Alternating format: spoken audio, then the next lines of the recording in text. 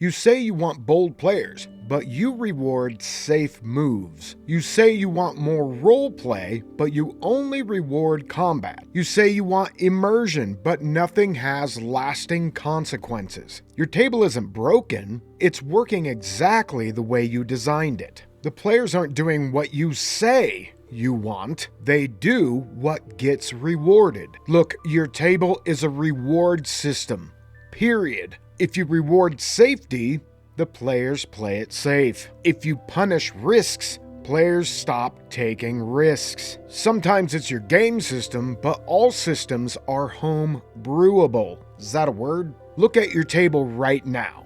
What behavior shows up the most? That is what you're rewarding. And sometimes not saying anything is a reward for players that constantly interrupt and do stupid shit. So let's talk about the possible system that you built. Optimization becomes the game. Builds are greater than decisions. Math is greater than action. We haven't built heroes, we've built spreadsheets. Congratulations, you're playing a video game without a computer. Unless you're playing on a VTT, in which case you're playing on a computer.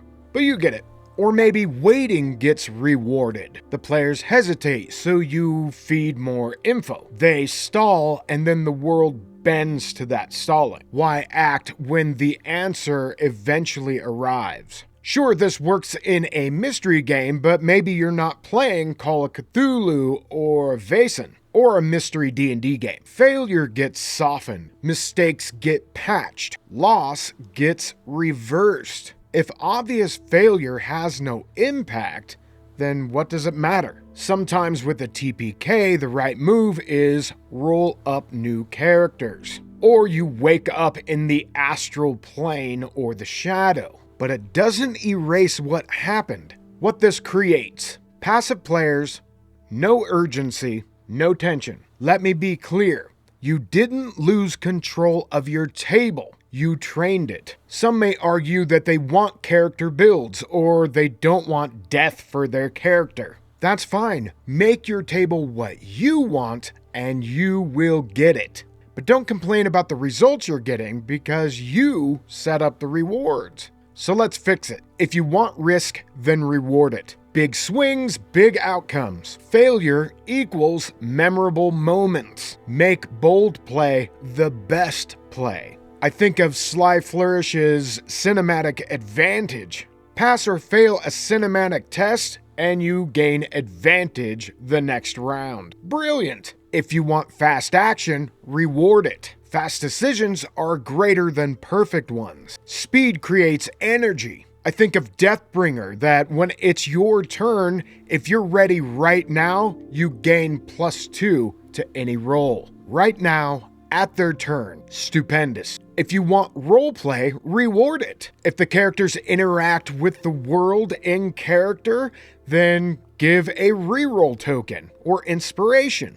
Ignore it, and you've missed an opportunity. I do this in my own game, so obviously it's amazing. If you want your table's respect, then allow failure to stand. Don't undo it, and definitely don't soften it. Respect failure, or nothing matters. Even if it's a TPK and they have to roll up new characters, or they awaken in the afterlife. The shift. Whatever you reward, you'll get more of. So what are you actually rewarding at your table? Not what sounds good, but what do you actually want at every session? If you want roleplay, reward it with reroll tokens. Maybe you don't need better players, maybe you need better incentives. Be clear about what sort of behavior you reward before your next session, and watch the table shift. So say experience points will be rewarded based upon how much gold you get. Now you've got treasure hunters and dungeon delvers, which was old school Dungeons and Dragons, love it or hate it. Or experience points will only be rewarded for actual kills. Now you have monster hunters and bounty hunters. Or I hand out reroll tokens for roleplay. Make a speech. Recount your recent adventure. Speak in character at the table.